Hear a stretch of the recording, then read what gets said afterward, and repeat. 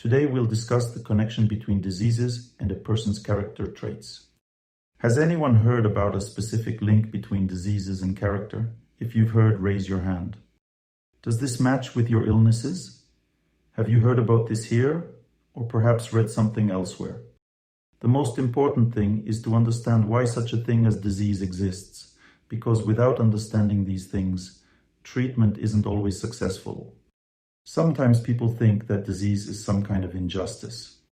This is where problems arise, because there are specific relationships between a doctor and a patient.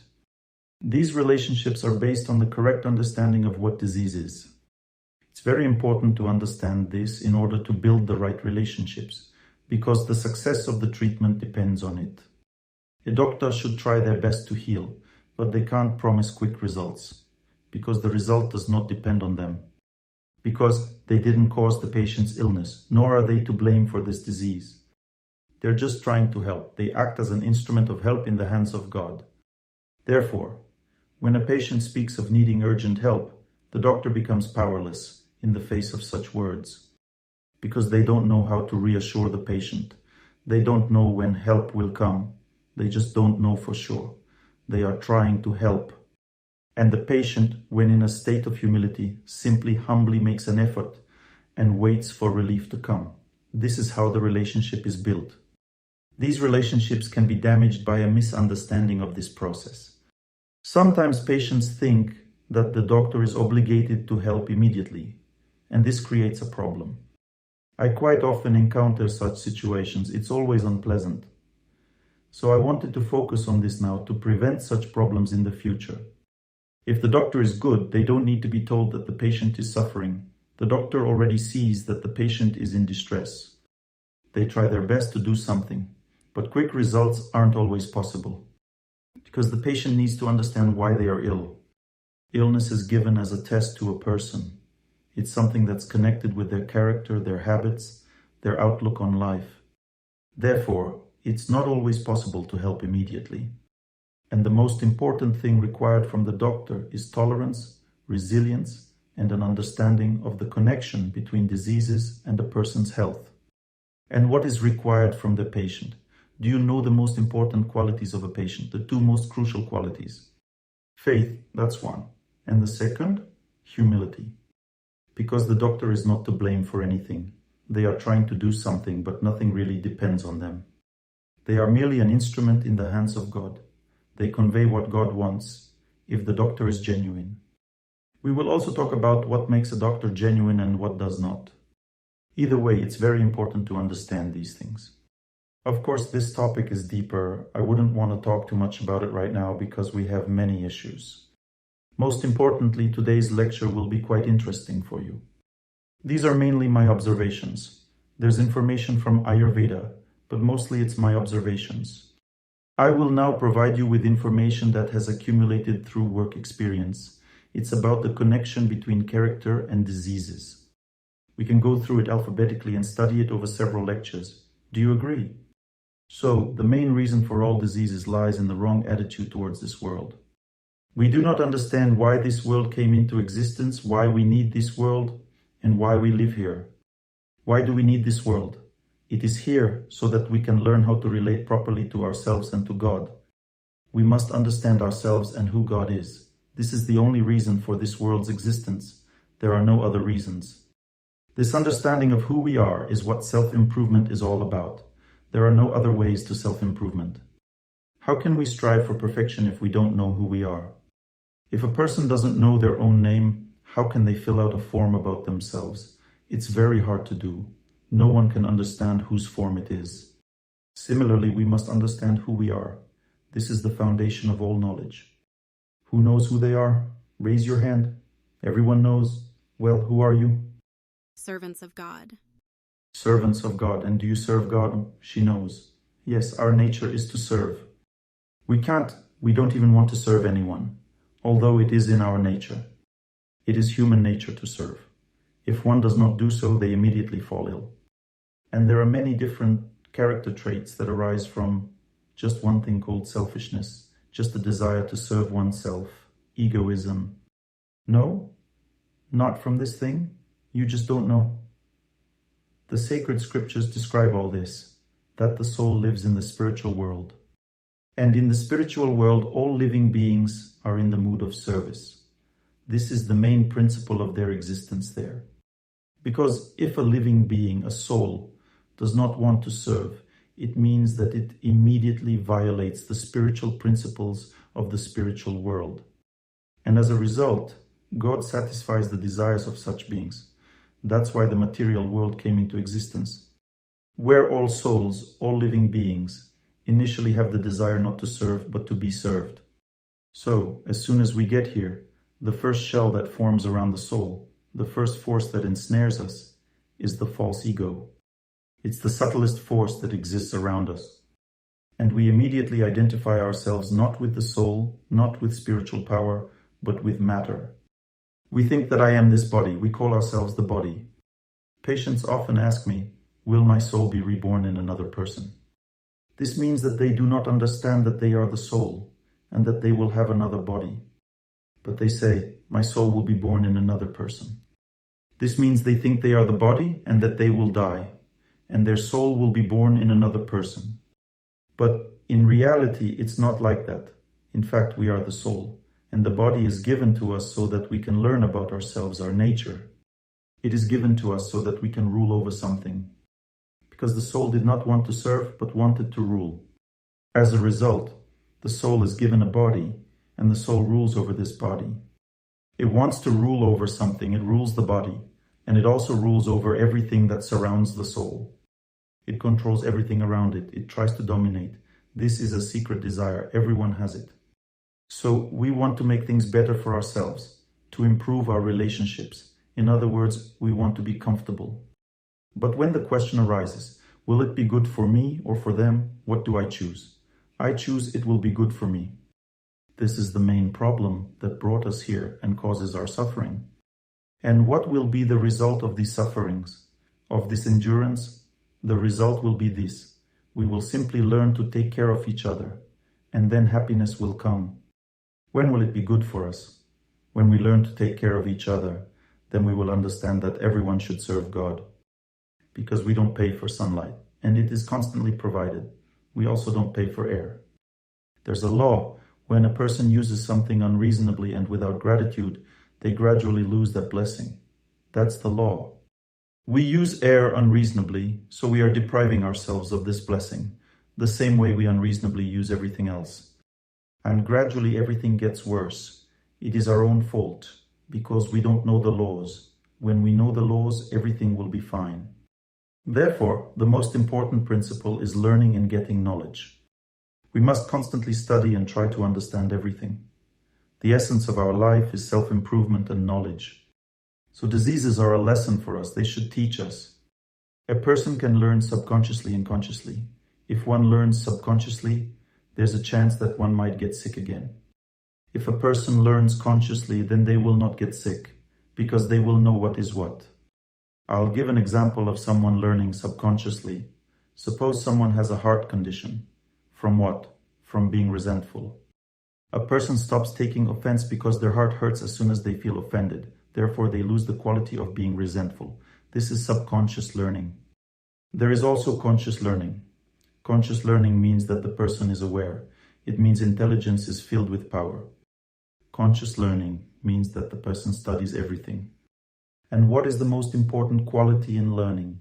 Do you know the most important quality in learning? The perfection of intelligence cannot occur without this quality, the most important one. This quality is called humility. Because when a person learns something, it can be painful to the heart. Because this pain arises from the fact that some things do not match our understanding. Something might not match. But we accept some authority, and we try to accept some things as the truth, and try to understand and study it. It's not always easy to accept, and humility enables us to do so. Humility is the first quality, and the second quality is purity. What does purity mean? It means that a person must not sin. If they want to study something, they must try to live purely. They must not do bad things. Otherwise, the heart becomes befouled and they cannot learn.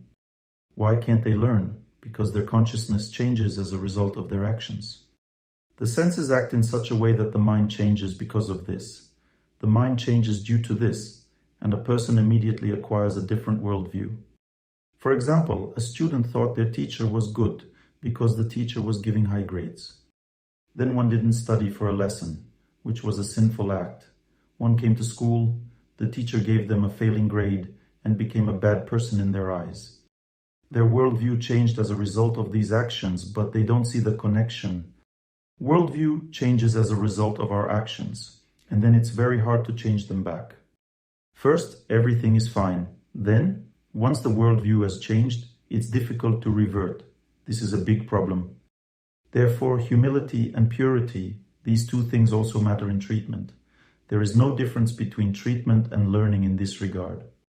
Because if a person thinks that getting cured is just about taking pills, then it won't work. You have to understand. Then there will be health. You might not need to take any pills at all. Treatment with stones is good, but if a person doesn't work on themselves, it might help temporarily, and then things will revert to how they used to be. Somehow God will make it so that the disease returns, or other diseases may arise. Therefore, certain rules still need to be followed. So, an abscess, starting with the letter A. What causes an abscess? Now I will tell you about the subtle connections of this disease with our character. When anxiety arises, what does anxiety mean? Anxiety means that a person lacks an inner sense of truth. Anxiety comes from not feeling what is good and what is evil. Why can't they feel this? Because of befoulment. Befoulment comes from wrong actions. So, wrong actions lead to the befoulment of a person's consciousness, and then they cannot discern what is good and what is evil. For example, a person commits murder, deceives, harms someone, or harbors resentment. This state of befoulment clouds their consciousness. They no longer know, they don't quite understand how to behave correctly. So, they experience anxiety, which arises from a lack of knowledge, and the lack of knowledge comes from our reluctance to know. If we develop a desire to know, then God grants us knowledge. Therefore, despite our mistakes and wrongdoings, we should always want to humbly correct ourselves. This is the first quality. And second, we must desire knowledge. When we have a desire for knowledge, God immediately gives us the opportunity to learn. We receive according to our desires. What we desire, we receive. If we only want sex or money, God will only give us thoughts about that, and there will be no knowledge. We must desire knowledge and happiness. We must want this, and then it will certainly come to us, just not immediately. Because unrighteous actions still hinder and get in the way of our desires. Fatigue. An abscess also arises from this, meaning from excessive exhaustion. Fatigue results from excessive strain. It occurs when a person works without love, leading to overexertion. What does it mean to work without love? When a person works joyfully, then peace arises and the person does not get tired.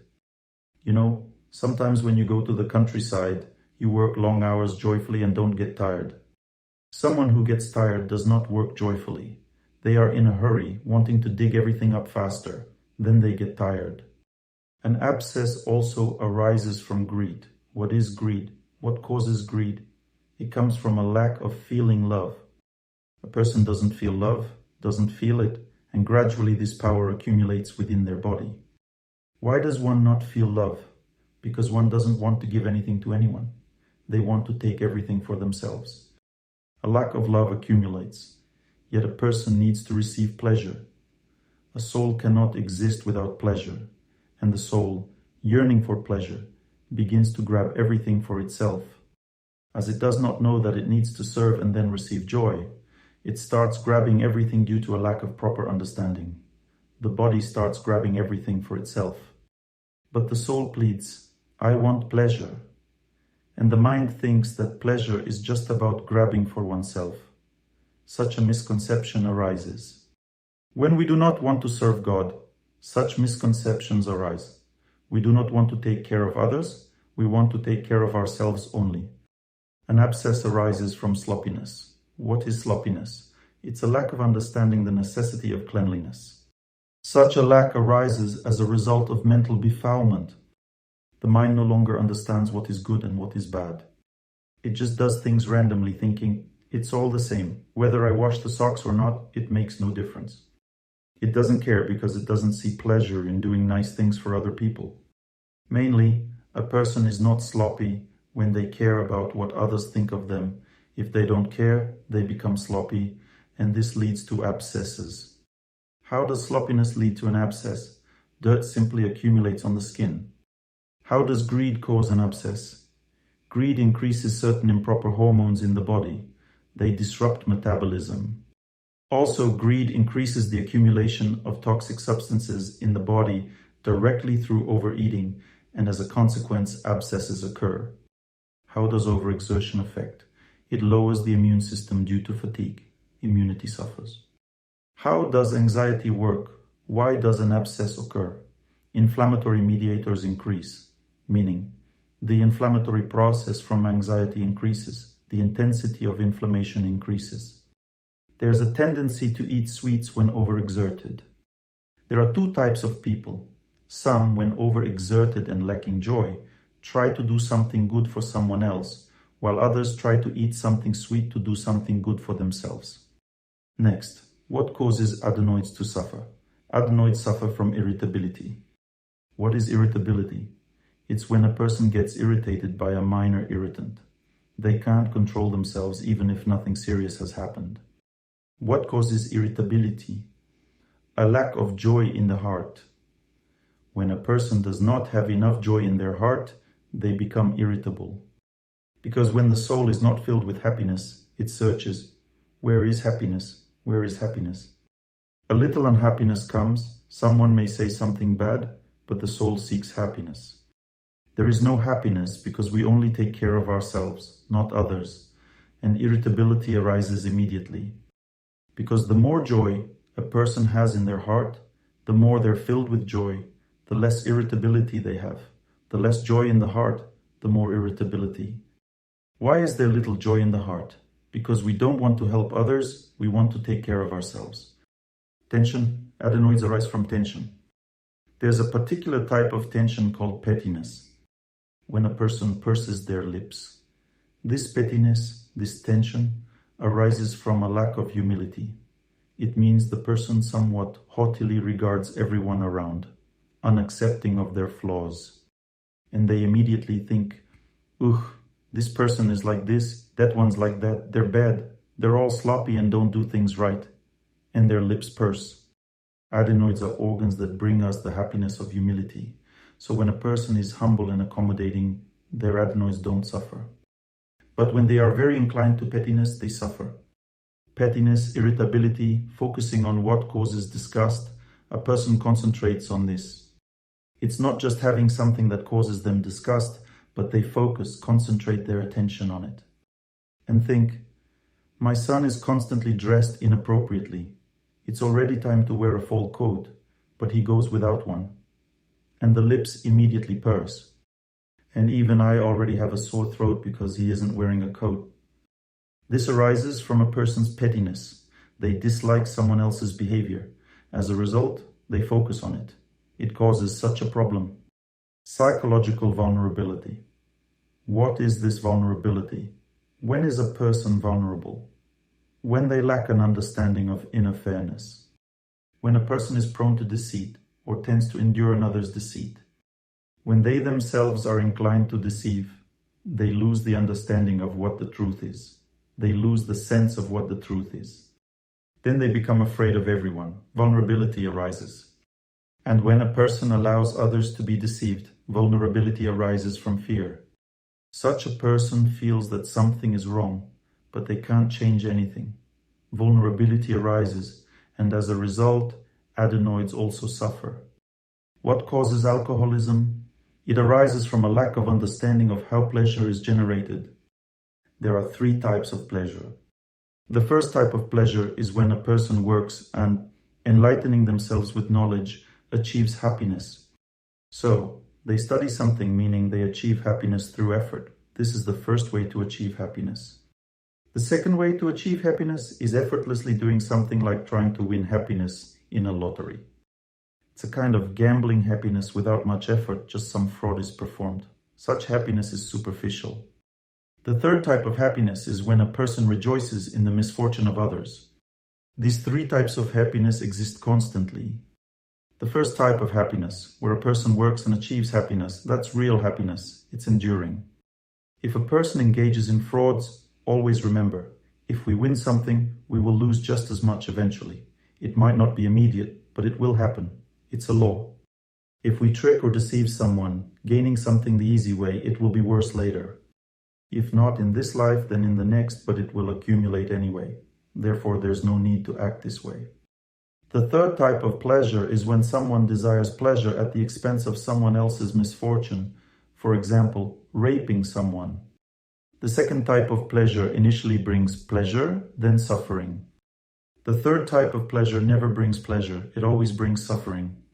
What pleasure is there in raping someone? No pleasure, only suffering. Then you might end up in prison or worse.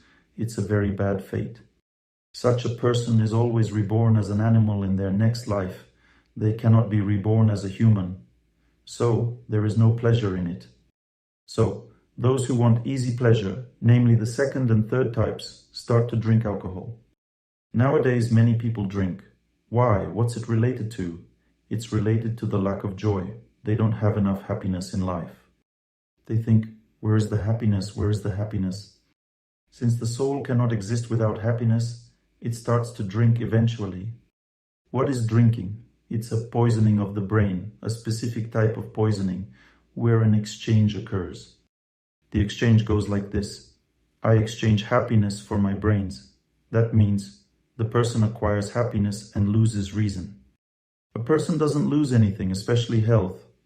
When they drink alcohol, health is relatively preserved. Gradually, diseases develop, of course, but they don't suffer too badly. Alcohol kills bacteria in the body, stimulates activity, increases blood circulation, and so on. Some minor metabolic disorders occur. So, many alcoholics live quite long lives, and those who drink regularly, they say, the best remedy is vodka with pepper. If you catch the flu, there are treatments of three qualities: treatment in pure goodness, treatment in passion, and degraded treatment. When the treatment is degraded, people lose reason but gain health. When treated in passion, one ailment is cured but something else is harmed. When treated in goodness, everything is healed, and health, happiness, and success are gained. Therefore, one should be treated in pure goodness. This needs to be explained to such people. Because if they drink vodka with pepper, they lose their minds from it. Their heads become a bit clouded. They stop understanding where they are and what's happening, and then their life becomes very superficial.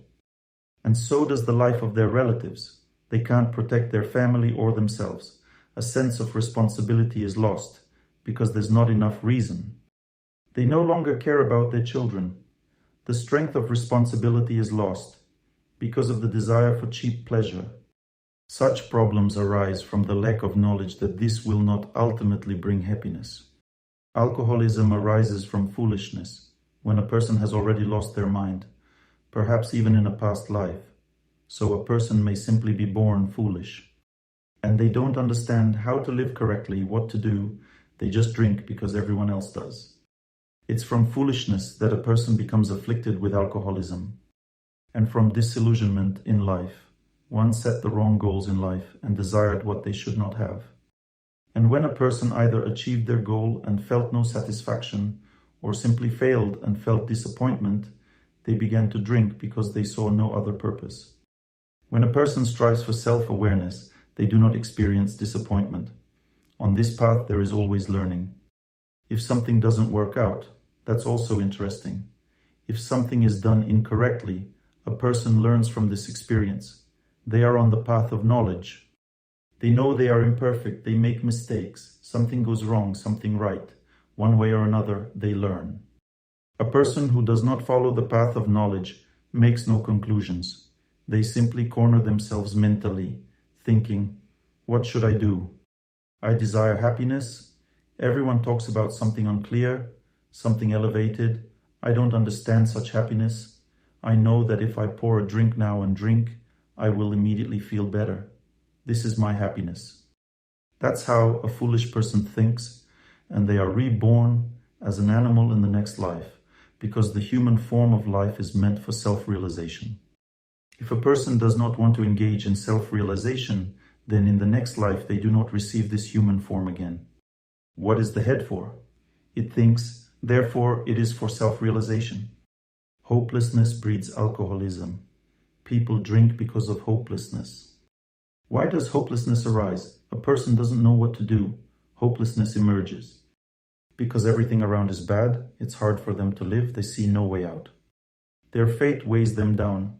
They did many bad deeds in the past, and now they must pay. And a situation arises where it becomes hard to live, everything becomes harsh, trust is impossible, everything is bad. For example, there is no money, or there is money but no happiness, and this hopelessness tenses them more and more. Lack of happiness caused by hopelessness makes them think, if I drink now, there will be more happiness. They drink, and temporarily, happiness increases. When they sober up, they feel hopeless again. So after some time, they need to drink again. This leads to a periodicity that gradually causes their degradation. These periods are called binges, cyclical drinking. The desire to drink arises from deceit. When a person deceives, an aura of deceit forms around them. People stop trusting them. Because on a subtle level, nothing can be hidden.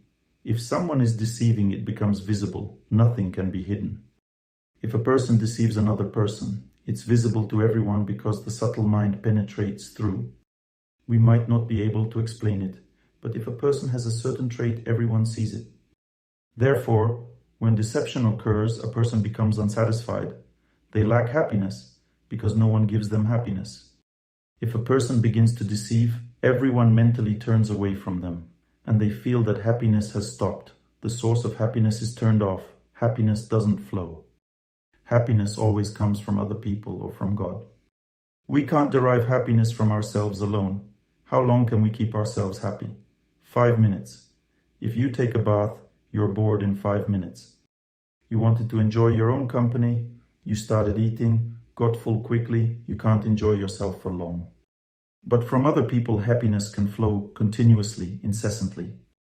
When this source is lost, people feel bad, but they don't know why they feel bad, because they lack the knowledge that one must live for others.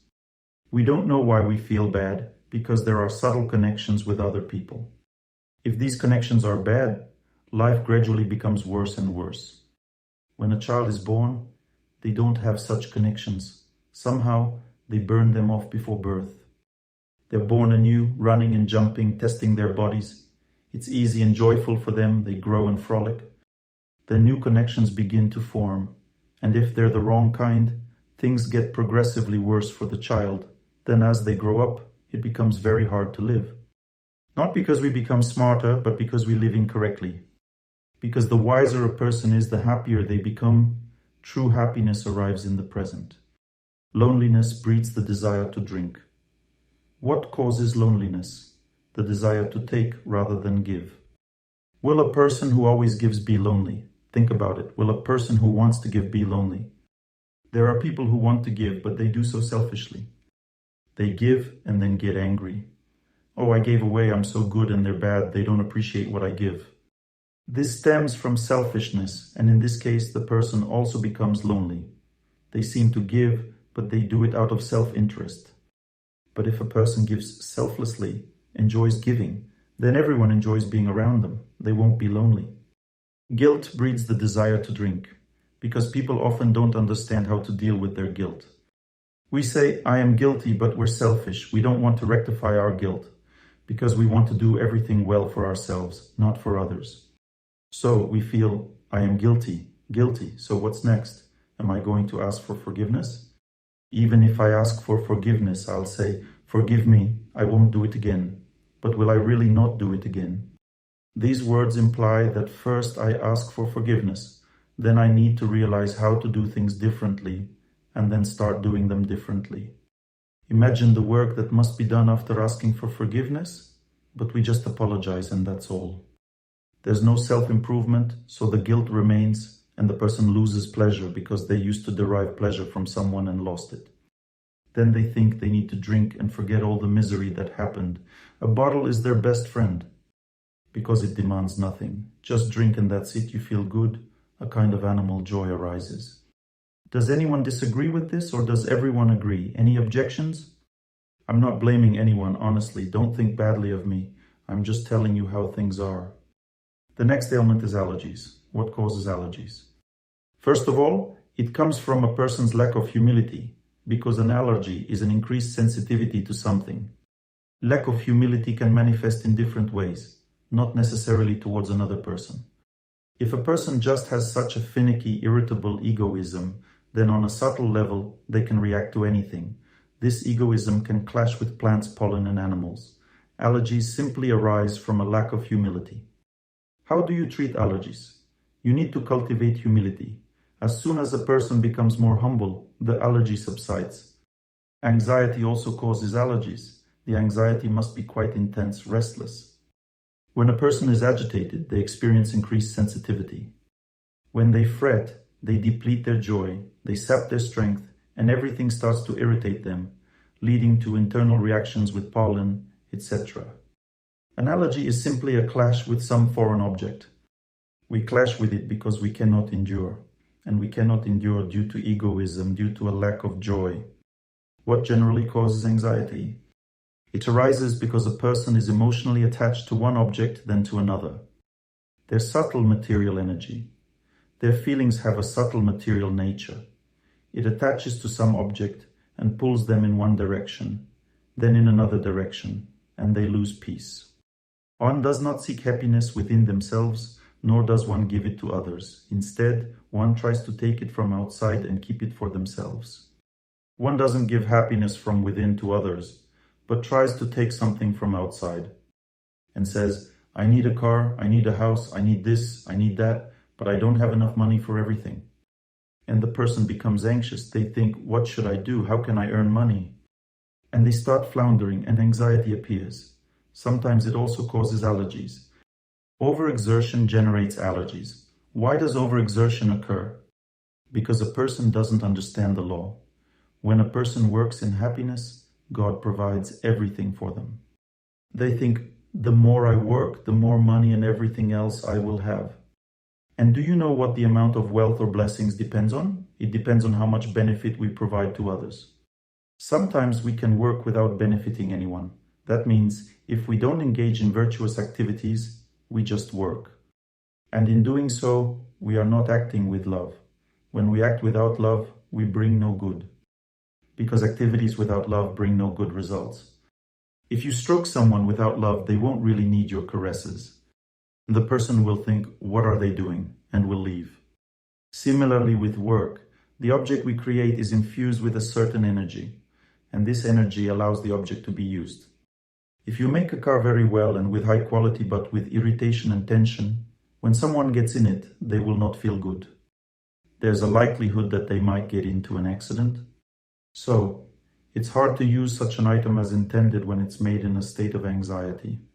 Therefore, when a person acts and does everything in joy, in a state of happiness, they accumulate positive fate. They become useful to everyone. Depending on this positive fate, they acquire wealth. And the more such fate they have, the more money they will have. If someone thinks, the more I work, the more money I'll have, that's not true. You can even strain yourself and attract more money. But in doing so, your health will suffer. You'll sacrifice your health for money. You are attracting money and your back starts to hurt, then something else fails, and then you won't even need the money anymore.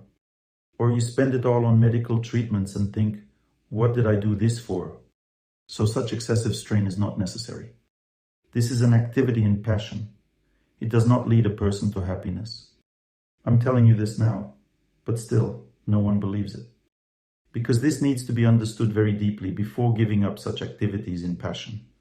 It requires long and deep study, observing examples, watching, exploring. Look at this person bustling all day at work. Let's see what happens to them. They quickly become rich, but at the cost of their health. Another person gets rich, but all their loved ones betray them. Because instead of happiness and joy, they cultivated greed and various frauds. As a result, they lost their relationships and their normal association. And as a result of losing their association, what happened? Everyone left or turned against them. Life became very difficult. Therefore, One should cultivate happiness, joy, and good relationships. It's not only about working. You should spend time with relatives, help them, support them. Then happiness will follow. Otherwise, there will be exhaustion. Allergies also arise from cruelty. A harsh approach leads to a harsh intrusion, as if an invasion. Many severe infectious diseases arise from cruelty. The most severe infections occur as a result of people's cruelty towards others. Their immunity diminishes, and then allergies arise. This happens too. Allergies also arise from lustfulness, when a person cannot live normally, but craves something unusual. This too stems from a lack of joy, so purely animal instincts awaken. And due to this, a person becomes greatly befouled, and allergies develop. Let's talk about amnesia, memory loss. What causes a person's memory to decline? It declines from cruelty, from anger and cruelty. These are the primary qualities that reduce memory. Because when a person is very selfish, they want to gain pleasure at any cost, at the expense of others. And when this happens, they become greatly befouled and lose memory of their past good deeds. Meaning, they lose memory of all useful information they have due to committing some harsh action. Cruelty diminishes memory. A person becomes enveloped in illusion. Everything then seems different to them, and the information they had becomes uninteresting to them. The same happens as a result of anger. Anger immediately clouds a person's mind. Some people become so angry that they even forget what they were doing at that moment. So, memory may be lost very quickly. And if you trace it, such people also lose memory of past actions. They no longer remember well what happened. Therefore, if a person has a good memory, it means that qualities such as cruelty and anger are not highly developed in them. They are not deeply ingrained. There's also such a thing as fear. When a person runs from life, one can't memorize anything because one is afraid. One doesn't want to remember. It happens subconsciously. A person doesn't want to remember because they are afraid. One doesn't want unnecessary information. Fear arises from spiritual laziness. When a person doesn't want to strive for happiness, they become fearful because they are afraid of what will happen to them next. The heart says, don't leave things to chance, change things for the better. Don't do bad deeds, do good ones. The heart speaks from within, but people don't listen. And one faces a conflict. Fear arises that something bad will happen if they don't do as they should. And what does this fear produce? A lack of desire to remember, a lack of memory. An inability to stand up for oneself produces a lack of memory. How does this happen? When a person doesn't want to stand up for themselves. When they don't care about themselves. And when do they stop caring about themselves? When they are disappointed in themselves. A person becomes disappointed in themselves when they become deeply befouled. That means they've committed dirty deeds and become uninteresting to themselves. They've become disillusioned with their happiness, their life. And so they don't care how they're treated. It's absolutely uninteresting to them. And it is often caused by running from life and inability to stand up for oneself. Likewise, a lack of memory arises from laziness. You all know how this happens. When a person is lazy, they just don't want to memorize. It's a very simple connection. You don't have to strain much to understand this. It just means a lack of desire to think, that's all. Memory deteriorates from excessive tension. You know, some people want to improve their memory, and they start trying very hard to memorize. Do you know how everything can be memorized? Everything is memorized when a person does something in a state of happiness. When a person acts in happiness, in joy, they immediately memorize everything. When a person works with pleasure, studies something, everything is memorized. But if they study something without pleasure, just for the sake of studying, just to check it off, they can't remember it well. And if they do remember, it's only for a short time. As soon as the exam is passed, they forget everything. Therefore, there's no point in such effort. When a person doesn't want to do something, it's not in their nature, then they shouldn't be doing it. Otherwise, they'll just lose their memory because of it. That's all. Some people study in college not out of calling and lose their memory as a result of such studies. Such a person says, I strained myself studying and now I have no memory. Due to greed, a person loses memory because of greed. When greed begins to dominate, they can no longer memorize because the memory works that way. Memory is designed for other purposes. We remember in order to do something. If we cannot apply it, we do not remember. Memory is needed for some purposes. Therefore, memory works when a person is interested. True interest is when you help other people. And greed immediately removes these interests in helping others, and as a result, memory is lost. If you are greedy, then you cannot memorize. For example, a person runs to buy bread and needs to remember the bus number they arrived by. One is running for bread. One desperately wants to buy the bread and forgets the bus number because of greed. One says, just didn't manage to remember. In reality, it's because of greed. Aggression diminishes memory. Aggression. What is aggression? It's when you want to defend your interests at any cost. You don't care about another person's life, their health. And when you encroach on someone else's happiness, you lose your memory. Because if you remember all the cruelty you've done in your life, you just can't handle it. You forget everything. So when someone asks a person how they killed someone, they say, I don't really remember how it was. They lose memory because of aggression. They don't want to remember. A defense mechanism just kicks in, not wanting to remember such things. Tonsillitis arises for the same reason as adenoids. We talked about it. It's roughly the same.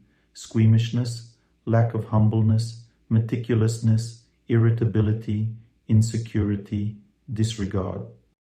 Anemia. What causes anemia? Lack of joy, because blood is filled with the power of joy. Blood consists of joy. When a person has a lot of joy, they have normal blood. But when there's a joy deficit, then there's a blood disorder. Tension also causes anemia. Why tension? Because tension causes the power of joy and happiness to decrease. Joyless labor generates anemia.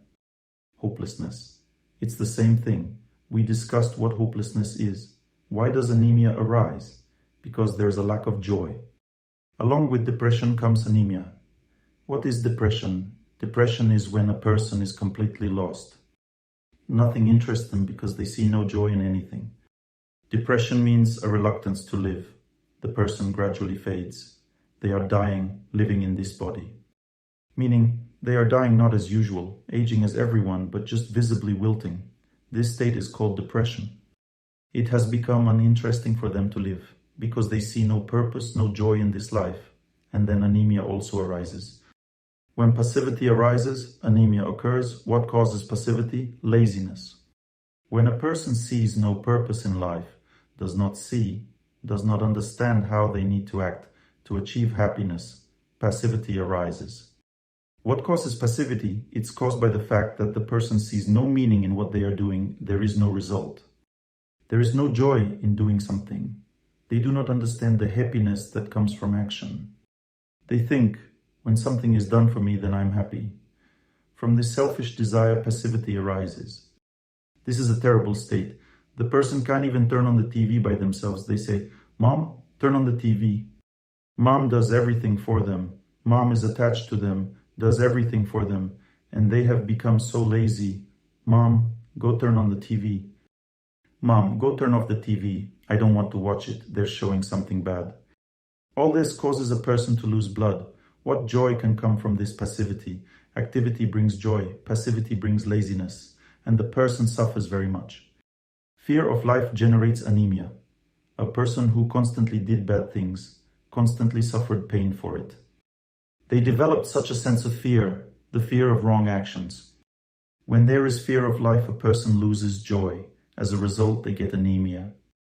Pessimism means a person does not understand where the source of joy is. They have no optimism. They don't know it. They say, there's no joy, there's bad luck in this world, no joy, no fairness, just bad luck. That's pessimism. What causes bleeding? Anger, cruelty, harshness. How does harshness cause bleeding? Harshness is an invasion into another person's happiness. It's similar to destroying them. And when we destroy someone, we are also destroyed. Bleeding occurs due to the destruction of the vascular wall. Blood vessels protect our joy. We destroy someone else's joy. As a result, we also have no joy. And what causes the hemoglobin to drop? It happens mostly from depression. When a person has no happiness, no joy in life, their hemoglobin drops. Cruelty and harshness also cause bleeding. Disappointment. When a person is disappointed in life, their platelet count decreases, blood clotting decreases, and they experience bleeding. Overstrain causes bleeding because the vessels simply burst. There's no defense. When a person is very stressed, they stress everyone else around them. That's also aggression.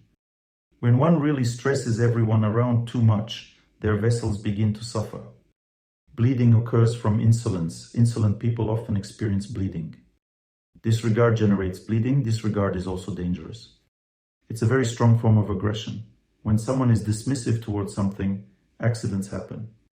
And by the way, much more often than even from aggression. One just doesn't care about the road, keeps driving and tired of being careful, runs someone over to death, and that's all.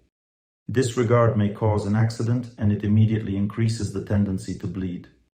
If you cause someone else to bleed, you'll experience the same. Anus, inflammatory processes of the anus. What's the cause? Not knowing how to relax. Not knowing how to relax causes disorder, inflammation in the anus. A problem arises. Messiness. You understand how this is connected. Disregard. For example, a person doesn't go to the toilet in time, they don't care. It's disregard. They hold it in and a problem arises. Bustle.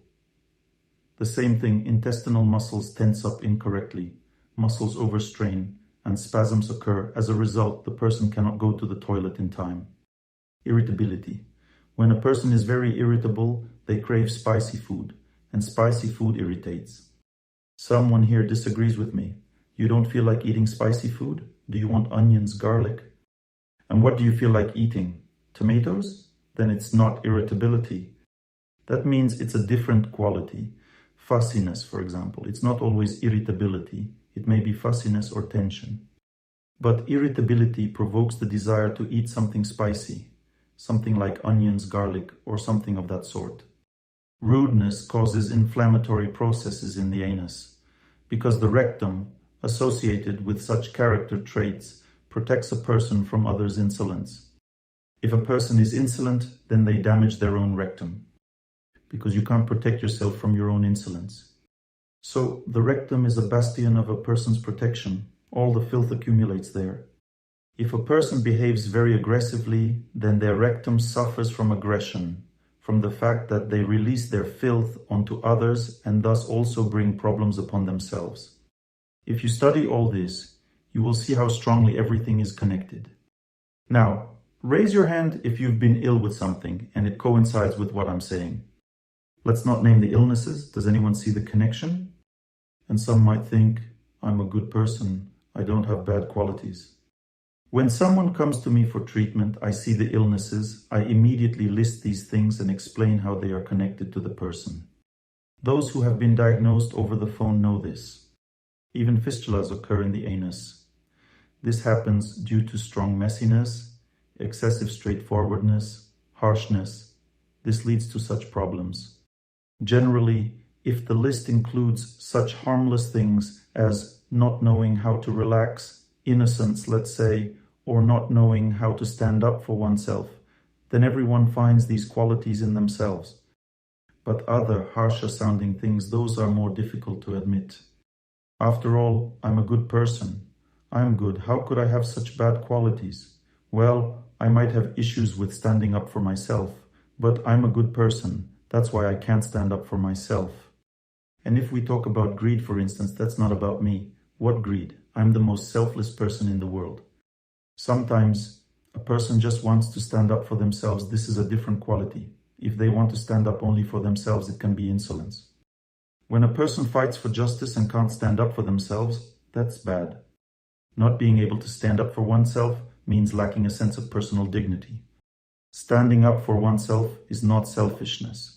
It's when a person sees that they must speak some words for the sake of justice, no matter what. One doesn't want to harm anyone, but to speak up to set things right, to foster understanding.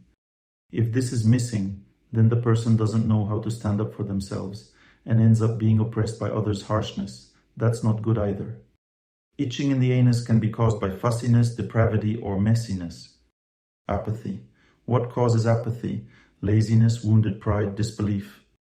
Do you know that apathy can arise from disbelief? When a person doesn't believe in anything, they see no reason to live. They feel no sense of life's purpose.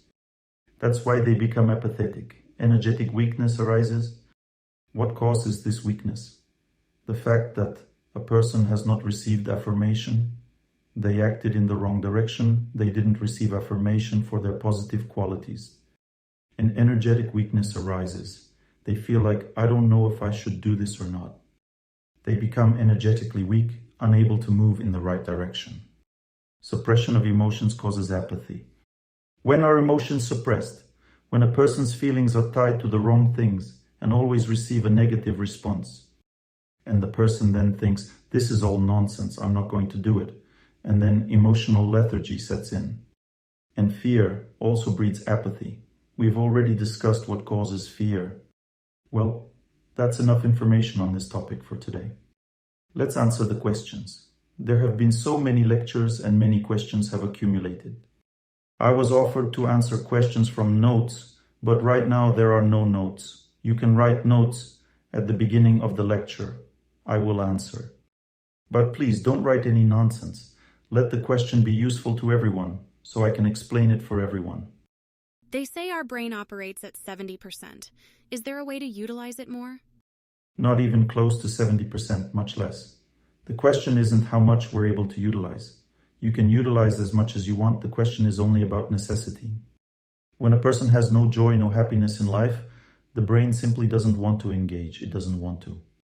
When a person is engaged in joyless labor, they begin to grow foolish gradually, because the brain says, I don't want to think about this. It says, I don't want to think about your silly work, about how you're overworking yourself. Why should I think about this? I want to think about something good. That's what the brain says, and the person becomes foolish. Gradually, everything becomes uninteresting to them. They think, why think? Just turn on the TV, watch some shooting, turn it off and go to sleep. That's all. So the brain no longer wants to think because life is joyless. Why is life joyless? Because we don't see where happiness is. Why don't we see where happiness is? Because we don't study it. We don't know where happiness is. We think happiness is in making more money. We start to work hard, but you can't catch up to happiness. Where is it? You run and run towards it, but it's not there. All life runs by and still there's no happiness. Because happiness lies in a slightly different process. When you give people happiness, then you get happiness. Giving money is not happiness. Happiness is when you give your joy, your consciousness. That's where happiness lies. Therefore, the brain is not engaged at 100% because it does not want to be engaged. The brain is connected with the person's mind. The brain is filled with the mind. The mind has a subtler nature, more subtle. We can't understand what the mind is because we weren't taught this in school. We say intelligent, but we don't really know what that means. Does it mean having lots of brains? But for example, Einstein's head was half the size of ours, and he was very intelligent. He was a happy person. That's why he was intelligent. He was always busy with work. He liked to work. And he was very smart. He could do 3 things at once, and it wasn't about having a lot of brains. Lenin had a lot of brains, but he was intelligent, and he was also happy. He worked hard. He liked to create socialism. He didn't know what would come next. He was ignorant, but he worked with happiness. And we know that all these people really engaged their brains because they labored with joy. When a person works with joy, their brain becomes more active. There are holy people, and I want to tell you a story about one holy person, about how his brain worked. I know one holy person. He is no longer alive, but he passed on the Vedas to his disciple, who then spread it around the world. This person had such a memory that he learned the English language in 2 days. He simply needed to speak about the Vedas in English in order to preach. And he said, I don't know English. He was suggested to learn it somehow. This was all documented, that's how it was, because he lived not so long ago. It's not a fairy tale. On the first day, he learned all the grammar, and on the second day, he simply opened a dictionary, flipped through it, and learned the vocabulary. And he spoke slowly but grammatically correctly, and then he never forgot anything. So why does a person have a good memory? Because they possess purity. They do not sin, they have a pure consciousness, and they accumulate spiritual power, and as a result, they have absolute memory. This person was very holy. He possessed absolute memory, and a very great intelligence. He knew many languages and many Vedic scriptures almost by heart. That's why his brain worked very intensely. All of you can also make your brains work powerfully if there's a desire to change your life, to become happier. When a person sleeps, does the soul sleep too? The soul cannot rest. It never sleeps. More accurately, when it sleeps, it is not satisfied. Therefore, the soul is active even in sleep, through the brain, through the mind. It can see some dreams. And when it does not dream, when deep sleep occurs, the soul begins to connect with the deepest energy sheath, the sheath of human happiness. This sheath is called Anandamaya, the sheath made of bliss. It's a force coming from God Himself. And when the soul contacts the sheath of happiness, a person says, I had a good sleep. Today I slept well. Yesterday I did not. When deep sleep occurs, the soul contacts the sheath of happiness, and the person is filled with calmness. And the person says, I slept well today and I feel good, because they are filled with calmness. Why can't a person enter deep sleep? Because the mind interferes. The mind is connected with various objects and it disturbs, preventing the person from calming down. Rest means joyful labor. It is an activity done with joy. What is true rest? It's listening to spiritual music, wishing happiness to everyone, and praying. If you pray with love, then profound rest occurs. I engage in this every day and feel extraordinary relaxation. One gets so much energy, doesn't know how to use it. That's the kind of rest one gets. Did you hear? The person said, you discover all the bad qualities in yourself. What does that mean? It means that the person has great wisdom. If a person says, I don't have any of this, I'm as clean as a whistle, it means they slightly misunderstand. If a person says, I see everything in myself, everything, it means they possess great wisdom and will undoubtedly eradicate it all in themselves. If a person recognizes a flaw in themselves, acknowledges it, they will undoubtedly eradicate it. It's only a matter of time. This means they will not suffer on their path. Therefore, we should be humble. We need to see the flaws in ourselves. We should try to see and overcome them. To overcome them is the next step. When you recognize your flaws, you must then tell yourself, I need to be happy. We must be resolute in our lives. We should use this life purposefully. We must say, I must be happy. I must find a way to be happy. Therefore, I must correct my flaws, my bad habits. Association with harmful sense objects leads to bad habits. From a note, please elaborate on the topic of drug addiction. Why do children not recover successfully from it? What treatment and prevention are there? Where to start? How to help? I'll explain it now. It's quite simple. People who suffer from drug addiction are children who don't want to live in this society. They just can't explain it to themselves. They seek happiness but don't see it here, thinking, is this supposed to be joy? They find no joy in earning money through deceit. They see no joy in bullying someone or just watching something. They internally rebel against all of this. They themselves may deceive, rob, steal, whatever, but inside they're rebellious. They don't desire happiness through simple hard work. They feel disheartened. They don't want to do anything. They want enjoyment. Everyone desires happiness. Every soul wants happiness. We are souls. We all seek happiness without exception. But someone can't achieve it in the ordinary ways we do because they see only suffering in it, not joy. They have two options. Either renounce everything and follow some profound spiritual path, which they do not understand, or more simply, just relax and distract themselves from it all. And they seek an easy way to distract themselves. They drink, and then everything doesn't seem so bad. When the body is young, it craves as much happiness as possible. As a person enters adolescence, they lose the happiness they had in childhood. Because the brain develops a bit more. They see more and life becomes harder. They lose the feeling of happiness but still want to be happy. They want happiness much more than we do. We are already tired of life. We have forgotten what happiness is and just keep working, thinking, well, it's okay, it's not too bad, we go on living. But the person has just come out of childhood. They used to feel happiness and now they start to lose and forget it. Panic arises within them. What should I do? How should I live? They see that kids who take drugs experience bliss. This energy of bliss emanates from them. When teenagers interact with such people, they are befouled by this easy bliss. The befoulment happens just by being around them. Teenagers interact with these people and their consciousness becomes befouled. They think, that's where they find happiness. There it is, happiness. Just like a young girl, when she hangs out with other girls who are lustful, she thinks, this is where happiness is. Such easy pleasure. This is how I can find happiness. Just from one contact with such girls, she begins to indulge in debauchery. When a survey was conducted in a Moscow school, it turned out that 70% of the girls wanted to earn money by selling their bodies. Similarly, about the same percentage of boys wanted to engage in the black market to make a lot of money and do nothing, engaging in theft, frauds. Where does all this come from? From improper association, from being disoriented. I will talk about why such children are born into society and how this mechanism works.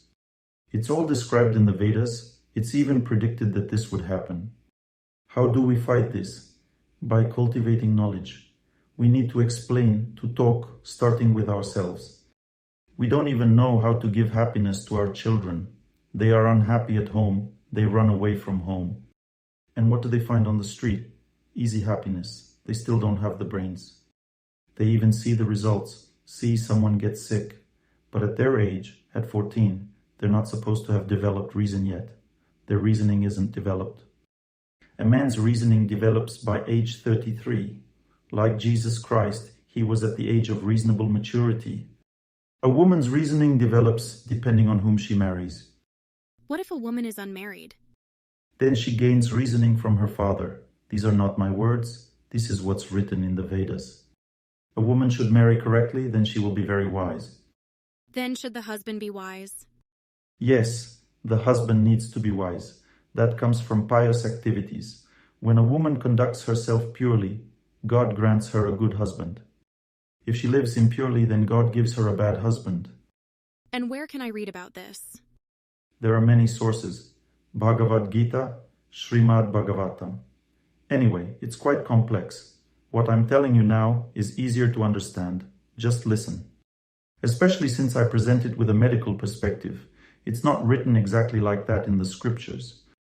How to treat drug addiction. Remember, it's not an individual's disease. It's a disease of the whole society, an environmental disease. Drug addiction can be treated. First, you need to give real joy to the child, so they truly feel happiness. Second, remove them from contact with bad children. This is possible if they cultivate knowledge and understand how and with whom to associate. Overall, it's possible if good qualities are nurtured in the child. Education is not a process of training, but a process of absorption. A person is only educated because they interact with others. No matter how much we tell our child not to swear, if we ourselves swear in their absence, they will subconsciously absorb that force on a subtle level and will end up swearing too, because they are imbued with the subtle nature of their parents. A child becomes a copy of their parents, and because they don't want to be such a copy, they start using drugs to escape from life. Often such people die very early from severe diseases. I have witnessed such cases. Drug addiction is a reluctance to live. How to fight this? We need to increase spirituality in society. This is not just my opinion, it is the opinion of many learned people. Why can't a woman have a child for a long time? What's the reason? Most often, it stems from past lives. The reason lies in having mistreated her child in the past, resulting in the inability to have a child. So, it comes from cruelty, from lack of tenderness, from inner coldness, when a person cannot be a mother due to their qualities. One lacks character qualities. Therefore, a person cannot have a child. One needs to cultivate maternal qualities within oneself. But even if you develop maternal qualities in this life, and fate does not allow having a child, it happens that a person cannot have a child. It's actually a very severe punishment. It's a great suffering. If you develop the qualities, then a person gains the intelligence to simply adopt a child, and God provides a good child. Therefore, this occurs when a person acquires necessary qualities. In general, a person always has a child when the time comes. Either they give birth to their own children, or they take a child from an orphanage, because if there are qualities, a person immediately gets a child. The issue is only in developing good maternal qualities. Therefore, one should strive for this, not just to undergo medical procedures. We think that we can achieve the goal with artificial methods. It won't work, guys. That's why the treatment results are so low. Suppose everything's already healed, the hormonal background is good, but then miscarriage occurs. Or she gives birth on time, but it's problematic. It's a problem for a lifetime. When you don't have the right to have a child, then a lifelong problem arises. A very problematic child may be born. Therefore, do not rush things. One should simply focus on one's self-awareness, one's character. What is your diagnosis based on? What is my diagnosis based on? How do I see it? It's based on the subtle nature of thought. When a person speaks on the phone, while they are speaking, I ask some routine questions. Actually, what am I doing during this time? I simply connect with them mentally through their voice. Since thought is material and this material force of thought is very subtle, it penetrates vast distances. For example, one can quickly make contact with their relatives. If you just believe in it and understand that it exists, and it does exist, and you all are witnesses to this. If you hold a grudge against someone, why does the grudge last so long? For years, why doesn't it fade? Everything fades by itself. Without reinforcement, everything fades in this world. Why doesn't the grudge fade? Because it remains in contact with the object every second, even though the object may be 1,000 kilometers away from you. Therefore, these earthly distances mean nothing for a thought. Thoughts can contact an object on another planet without any problems. You just need to understand this principle. This principle is understood when a person is pure. With a bit of purity, you can perceive it. But it doesn't mean that I am very pure. I just trained. Well, one way or another, a person must understand that it exists. That's why I observe. A doctor must cultivate good qualities. Otherwise, a person cannot heal if they themselves have bad qualities. One may not have enough good qualities to heal someone.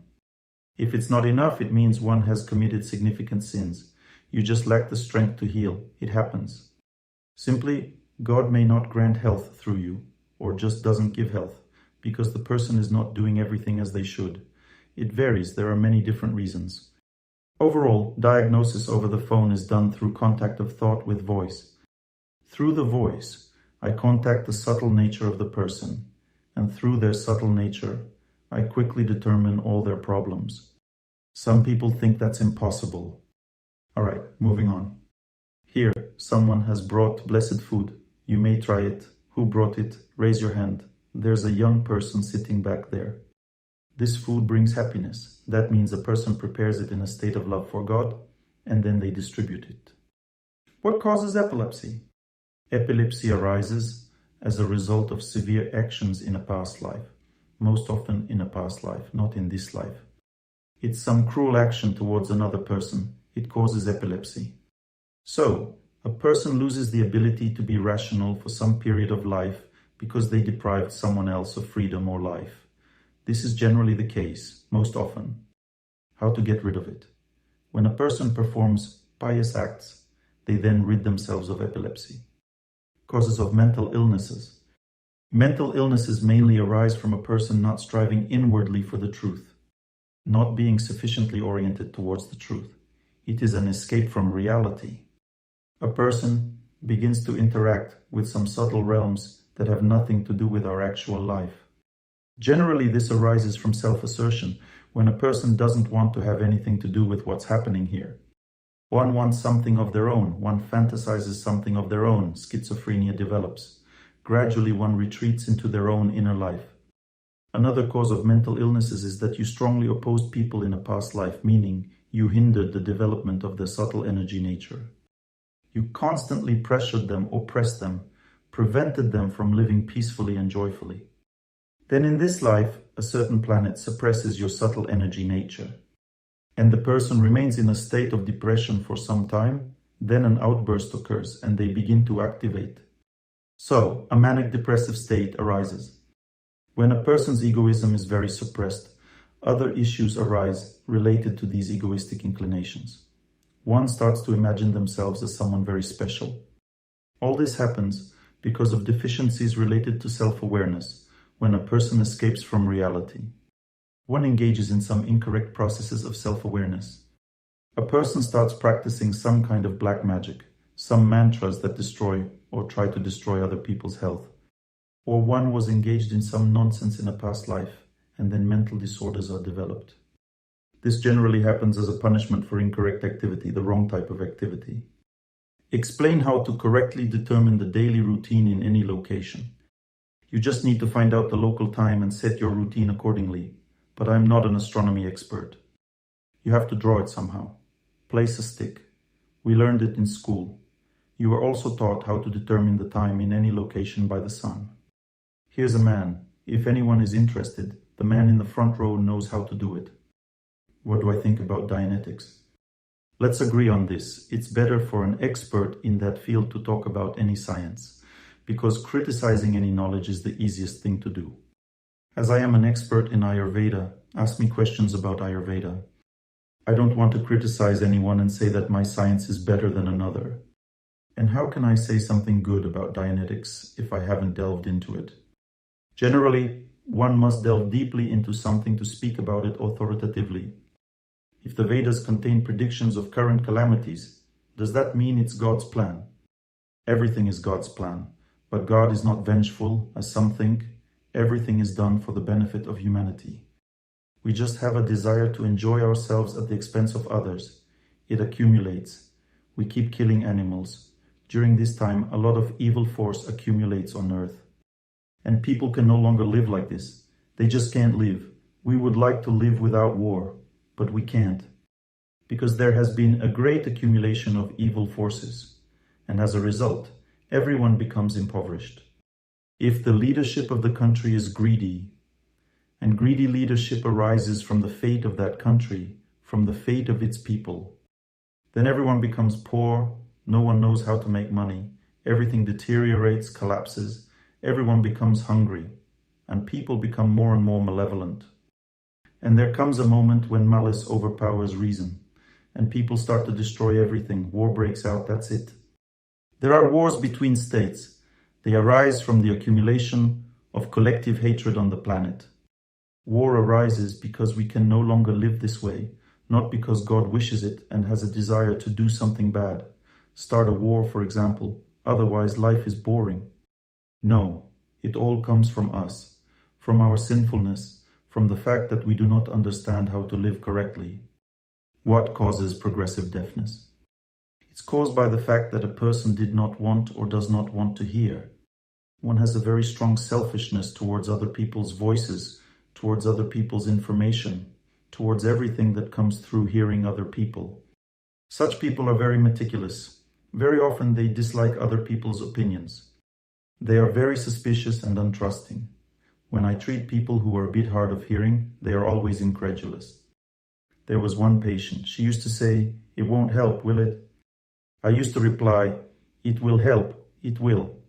I set up a person so that they continue treatment. She, "It won't help, will it?" "It won't help." I say, "It will help." And that's how we talked, and it would happen every day.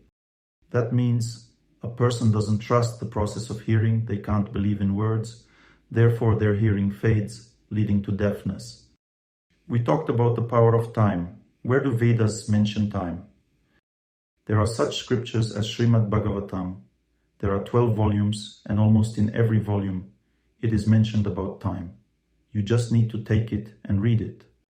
Diagnostics are from 12:30 to 1 p.m., Monday, Wednesday, Friday. I can't do more for 2 reasons. Because it tires me greatly, and simply I don't have more free time. I have to work and study. I have many educational programs. I am not obsessed with just treating. I am engaged in different self-educational and educational programs. What are the modes of passion, pure goodness, and degradation? Probably the person who asked this knows it well. Because they wrote, the first group is pure goodness. One has already answered this question themselves. The second group is passion, and the third is degradation. These are the modes. These are the qualities which arose with the emergence of this material nature. As soon as this universe appeared, the modes of pure goodness, passion, and degradation emerged. More precisely, pure goodness existed already before passion and degradation emerged. And all this arises from an unwillingness to act selflessly. It all stems from the desire to take care only of oneself, from selfishness. When a person enters this world, they already come with this selfish desire. And depending on how strong it is, they are accordingly in passion or degradation. If a person has overcome this selfish desire within themselves and wants to help others, they are in pure goodness. They reap the fruits of happiness. They obtain a happy life, a fortunate fate. They live in goodness. Everything works out for them. Everything is fine, or almost everything. A person is in pure goodness when they want to work for other people, and they achieve success in life. A person who is in passion wants to work for themselves, but they still want to work. They do something, earn money for themselves. They do everything only for themselves. And a person who is degrading doesn't want anything at all. They are fed up with everything. They want to sleep, laze around, engage in debauchery, drug addiction, alcoholism, fights, murders, rudeness, and all that. This is degradation. It all comes from how much we are covered by this selfish desire. The more we want to enjoy at the expense of others, the more our character is filled with degradation and passion. What causes a person's vision to deteriorate is caused by looking in the wrong direction. A person does not seek happiness, but they look in the wrong direction amid hustle and tension, and their vision deteriorates. They don't want to see. Their desire to see fades. And this can also be the case from birth. A person simply does not want to look at all this. One was already tired of everything in their previous life. Do you think I'm perfect? Am I the best? Look at me, I'm the best, the nicest. See how good I am? I don't have glasses at all. It means I want to see everything. We are just learning here. We are neither better nor worse than each other. We are just learning here. Therefore, there is no need to idealize anyone. By the way, this is one of the reasons for disappointment. What makes a person disappointed? The fact one is overly enchanted. We need to move forward together, learn everything, and make an effort. We have accumulated consequences from the past. That's why glasses end up on our nose. Please explain the nature of the entities who live in subtle bodies. The same nature as ours. They are souls, but they do not have a physical body. They simply have not earned it. Sometimes a person commits suicide, or something bad happens to them. One way or another, they cannot yet, by fate, acquire a physical body, and they exist in a subtle energy body, in the body of a ghost. But in general, a normal person who is in a state of joy and happiness does not strongly interact with subtle entities. They feed off us, but this happens when we are in degradation. For example, when we have bad dreams, that is also contact with these bad entities. But they are quite harmless. They can't do anything bad. Therefore, there is no need to be too afraid of them. If a person remembers God, they are instantly freed from the influence of these entities, instantly. Simply, one must remember the name of God. Pronounce the name of God, and that's it. One becomes instantly freed. So there shouldn't be much fear. A person who leads a life of degradation, eats improperly, thinks badly of others, gradually destroys their subtle energy. Since subtle entities do not have their own physical body, they try to take advantage of someone else's. That's why they try to penetrate our consciousness. It's a natural desire for those without a physical body. They too want to live, to exist. It's so hard for them, and therefore we should understand them. They are miserable living beings. There are other beings who simply live in subtle energy bodies. There are such different entities. All this exists, and we need to understand it. How to get rid of snoring? Is it a disease or not? It arises as a result of a person being excessively tired from their activities. They experience excessively deep sleep, and their mouth and nasal muscles relax. Air enters simultaneously through the mouth and nose. There are various reasons. A person has 3 types of sleep. Sleep in pure goodness, in passion, and in degradation. When a person sleeps in degradation, they have excessively deep sleep. From this, their muscles relax. They might even wet the bed. This is sleep in degradation. That's when snoring occurs. There is sleep in passion, when a person is restless, They toss and turn. There is sleep in pure goodness. It's a sensitive, calm sleep. The person does not fall deeply asleep. They do not sleep deeply for long. The person does not require much deep sleep. Then they have a calm, serene, and not very deep sleep. Excessively irritable, sensitive sleep. That is sleep in passion. There are 3 types of physical exercises. There are exercises in passion, in pure goodness, and in degradation. What is an exercise in pure goodness? It is when a person knows why they are doing it. Overall, there are 2 types of exercises, dynamic and static exercises. Dynamic exercises are not intended for health. They are meant to improve life's vigor, to maintain a state of readiness to act. While static exercises are aimed at improving health, it is called Hatha Yoga. When a person practices Hatha Yoga, then prana, their life energy, begins to balance and healing occurs. The mind calms down when we do static exercises. When we do dynamic exercises, it stimulates vigor. There are also exercises in degradation. When a person does exercises just to entertain themselves and show everyone what they are capable of, they begin to bulk up and so on. If it's some sort of self-affirmation, they need to release emotions, then it's not degradation, it's passion. Degradation is when a person engages in some hard, harmful sport and they injure themselves. These are physical exercises in degradation, aimed at proving to others that I am better. Are sexual relations the basic instinct of a person? What is our basic instinct? Overall, our basic instinct is to be happy. But since we don't know how to achieve it, our life energy constantly goes downward, not upward. When energy rises upward, when it goes to the mind, to the intelligence, then a person is enlightened with knowledge and gains the strength of happiness. And then their happiness even outshines the sun. They become so happy. But when a person does not want to strive for happiness, and since happiness must still be achieved, then their energies go downward because the soul wants to enjoy, and then animal instincts arise. If a person is inactive and does not want to engage in self-awareness, does not want to wish happiness for everyone, then simply because they are inactive, their energy goes downward and they want to engage in what you called the basic instinct. The basic instinct arises from an unwillingness to live, from an unwillingness to act and to be happy. That's how the basic instinct is born, which is not actually basic, because the soul desires happiness, but this basic instinct does not always provide happiness, and more often does not. Because when a person has a sexual connection with another person, they become tied to them for life by a subtle thread of fate. That's what Christianity and other spiritual literature say about it. Jesus Christ met a woman at the well. He asked her for water. She said, "I'm in a hurry. I'm carrying water to my husband." He asked, "Which of the 3?" And then she realized that he knew everything about her, that he was a spiritual person. She then gave him water. But Jesus Christ was not interested in this question. And when a person has a sexual relationship with another person, they become husband and wife, unwed, and one takes on half of that person's fate. Thus, a person becomes more and more befouled by the weight of another's fate. When they engage in such disorderly basic instincts, their life then becomes very difficult. And they do not know why this happens, because they lack knowledge.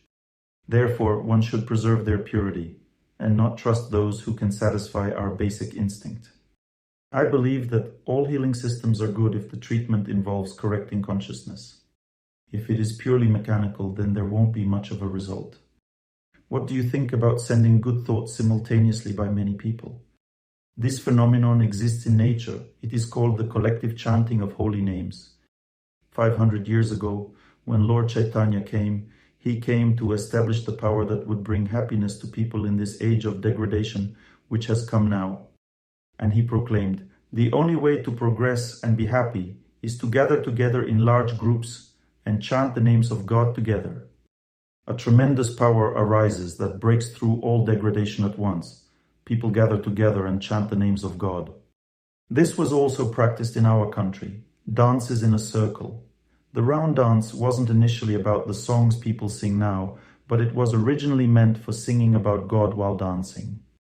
Because our understanding of God is purely Christian, like some old man on a cloud who punishes or loves depending on whether we are bad or good. Our understanding of things is that we achieve everything through suffering. We think true religiosity is when you cry. In reality, there is also Vedic culture, according to which a religious person is one who understands aspects of love and happiness that come from God. And then one wants to rejoice and laugh looking at God, not cry. But a path through catharsis, it's also a good path, so I don't condemn Christianity. I'm just saying that there are other ways. We shouldn't focus only on this one. We need to understand that there are paths of happiness and joy.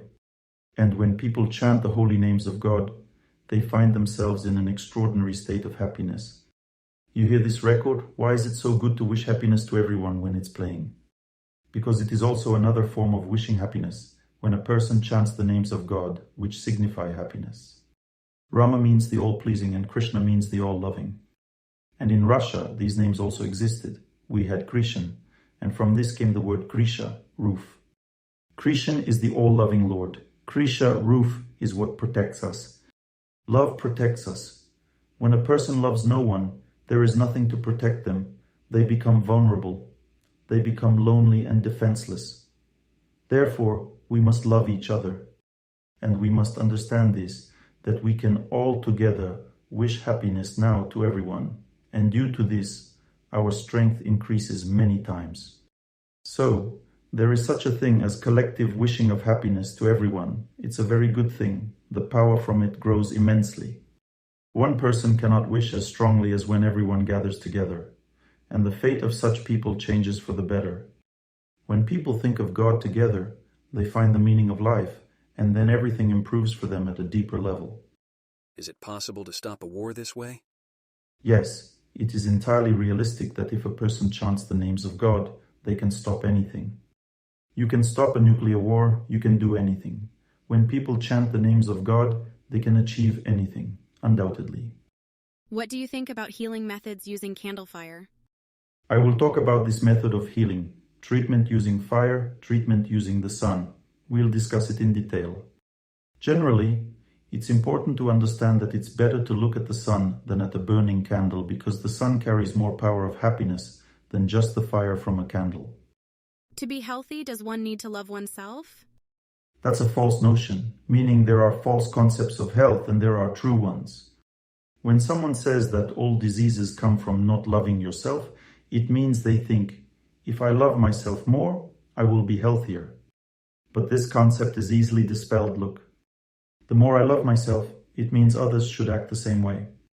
If I love myself more, then I will take more for myself. And everyone wants to take more for themselves.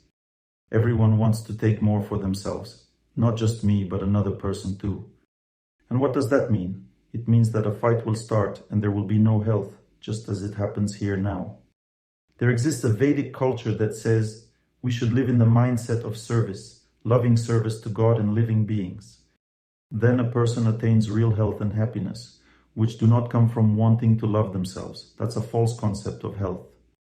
To love yourself, you need to love in yourself the person who brings happiness to others. Naturally, a person feels good about themselves when they wish happiness for everyone. But true self-love is loving oneself as a servant. Such a person even thinks, I am good because I bring happiness to others. This means I am already being selfish. I do this to be seen as good. True self-love is when you love the servant within yourself. You think, I worked well today, I tried hard to help people, therefore I am good. If I did poorly, then I am bad. That's all. This is self-love. When you help people, then you have love for yourself. When you don't love, don't help people and think, I am good. It's unjustified, unfounded. What does it mean that I am good? It simply comes from instinct. That's the instinct. It was born from the very beginning, as soon as we appeared in this universe, in the very first life, at the time of the universe's creation, our instinct was, I am good, I am better than others. For this reason, we ended up here. We must overcome this, otherwise we will be suffering. To learn more on the subject of health and healing of the body, please make sure to read my health guide, available for download on my YouTube channel or on my Instagram page. Thank you very much and see you soon.